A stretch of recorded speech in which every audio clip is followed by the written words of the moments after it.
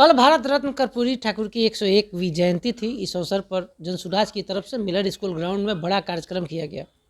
प्रशांत किशोर ने बड़ी घोषणा की, 70 सीटों पर अति पिछड़ा को लड़ाएंगे। इंडिया अलायंस हो चाहे एनडीए गठबंधन, खलबली मची हुई है। हमारे साथ जनसुराज के बड़े नेता और कल कार्यक्रम की अध्यक्षता करने वाले रामबली चंद्रवंशी हैं, एमएलसी रहे हैं। रामबली जी, 70 सीट की घोषणा प्रशांत किशोर की तरफ से की गई अति पिछड़ा समाज को देने के लिए, क्या लगता है संभव है? देखिए, जनसुराज की ओर से भारत रत्न जननायक कर्पूरी ठाकुर की जयंती महज एक जयंती नहीं थी। जयंती तो वर्षों से चले आ रहे हैं। अन्य दल कर्पूरी ठाकुर पर की प्रति संवेदना कम, कर्पूरी ठाकुर के वोटों के प्रति लोगों को लालच से कर्पूरी जयंती मनाते हैं। लेकिन कल की जो जयंती थी, विशुद्ध रूप से कर्पूरी ठाकुर जी के जो शेष बचे हुए संकल्प थे, जो सपने थे, उस सपनों को साकार करने के दिशा में एक प्रतिबद्धता दोहराने का एक आयोजन था। और उसमें जनसुराज के सूत्रधार श्री प्रशांत किशोर जी ने 70 सीटें की सार्वजनिक घोषणा करके बिहार की सरजमी पर राजनीतिक दलों में एक तूफान पैदा कर दिया है। और इस तूफान इसलिए कि उन्होंने एक चैलेंज भी किया कि मैं तो 70 सीटें देने की बात कर रहा हूँ, और ये तीन जो बड़े दल हैं इसके आजू बाजू और सामने में, ये तीनों दल मिल कर के भी अगर 70 सीटें आज तक नहीं दी तो फिर कर्पूरी ठाकुर के विरासत कहने का क्या मतलब है। इसलिए यह जो बयान है 70 सीटों वाला, यह राजनीतिक चूँकि यह चुनावी वर्ष है तो राजनीतिक दलों के लिए यह एक कबाब की हड्डी बन जाएगी, और हो सकता है कि इसका परिणाम जनसुराज को और प्रशांत किशोर को लाभ मिले। अति पिछड़ा समाज के लिए आप अपने पद को बलिदान कर दिया। रामबली जी, आपने प्रोफेसर रहे हैं आप। कर्पूरी ठाकुर जी 25 रुपये का चश्मा पहनते थे और 1 करोड़ की वैनिटी वैन में सफर करते हैं प्रशांत किशोर। क्या लगता है कि प्रशांत किशोर कर्पूरी के सपनों को पूरा करेंगे बिहार में? देखिए, कर्पूरी जी के तरह बनना तो किसी को संभव अभी नहीं है। प्रशांत जी क्या कोई भी नहीं बन सकते हैं। लेकिन कर्पूरी ठाकुर के बताए मार्ग पर अगर कुछ एक पार्टी चलने की कोशिश भी कर रही है, उसको मैं सैल्यूट करता हूं, सलाम करता हूं। और प्रशांत किशोर जी ने कम से कम एक बड़ा वादा पूरा करने की बात कही, जो राजनीतिक आरक्षण की बात है। तो ये मैं अभी तो तत्काल अन्य दलों से बेहतर मानूंगा प्रशांत किशोर जी को, कि कम से कम कर्पूरी ठाकुर के जो समता मूलक समाज की स्थापना करने का जो सपना था, उसको साकार करने के दिशा में एक बहुत बड़ा कदम है। रामबली चंद्रवंशी प्रोफेसर रहे हैं। अति पिछड़ा समाज को मजबूत करने के लिए बड़ी कड़ी संघर्ष किया है रामबली चंद्रवंशी ने। क्या लगता है कि अति पिछड़ा को न्याय मिलेगा बिहार में? देखिए, आने वाला समय तो निश्चित रूप से अति पिछड़ों का है। इसे कोई ताकत रोक नहीं सकती। ये प्रकृति का चक्र है।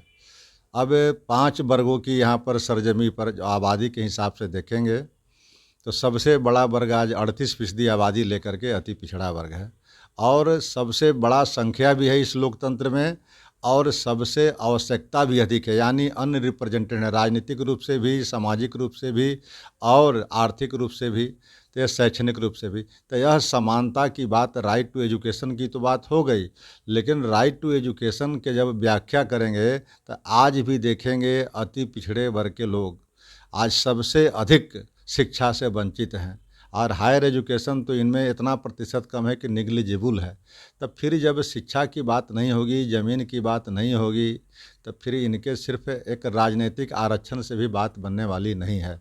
लेकिन अभी अगर राजनीतिक आरक्षण की द्वारा अगर विधायक की संख्या बढ़ जाती है, और वो विधायक जो थोड़ा स्वतंत्र हो, ऐसे तो हर दलों में कुछ न कुछ विधायक और मंत्री हैं, लेकिन वो मंत्री किसी न किसी नेता के तलवे चाट रहे हैं, वो उनकी आवाज़ नहीं बन रहे हैं। और अभी जो हम बात कर रहे हैं वो जनता की आवाज़ बने, उस वर्ग की आवाज़ बने, तब जाकर के बिहार में परिवर्तन का नज़ारा देखने को मिलेगा। कल मंच पर मैंने देखा कि 3 4 5 पॉलिटिशियन जिसका जनाधार है उसको छोड़कर 5 जनाधार वाले नेताओं के साथ क्या प्रशांत किशोर बिहार में 2025 का सरकार बना पाएंगे? देखिए, प्रशांत किशोर जी नेताओं के बल पर नहीं बात कर रहे हैं, ये मुद्दे की बातें कर रहे हैं। तो आज जो कल जो मुद्दा रहा अति पिछड़ा वर्ग का 70 सीटों देने का, तो जान रहे हैं कि अति पिछड़े वर्ग की आबादी 38% है।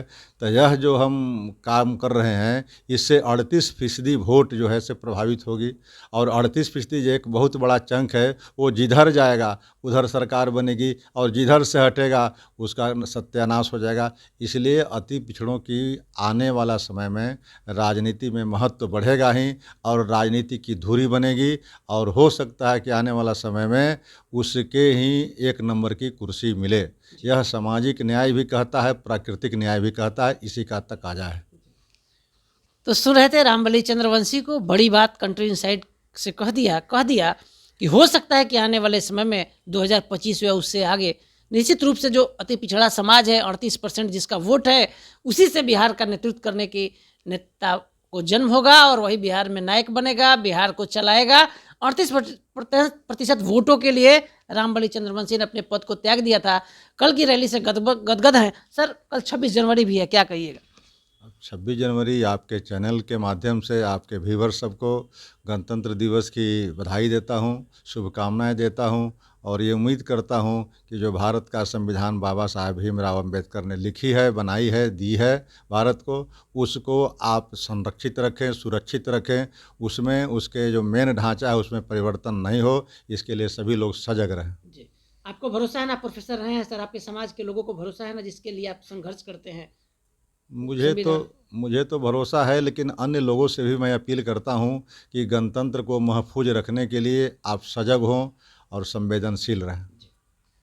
तो सुन रहे थे कंट्री इनसाइड पर। 26 जनवरी कल है, लेकिन संविधान की बात करते हुए बड़ी बात कह दी, एक्सक्लूसिव बात कह दिया है कि 38% से ही अब बिहार में कोई राज करने वाला नेता निकलेगा। मुख्यमंत्री की बात कह दिया है रामबली चंद्रवंशी ने कि 38% जो वोट है अति पिछड़ा वर्ग का, उसी को बिहार का नेतृत्व मिलना चाहिए। हमारे सहयोगी सन्नी के साथ कौशलेंद्र, पटना से।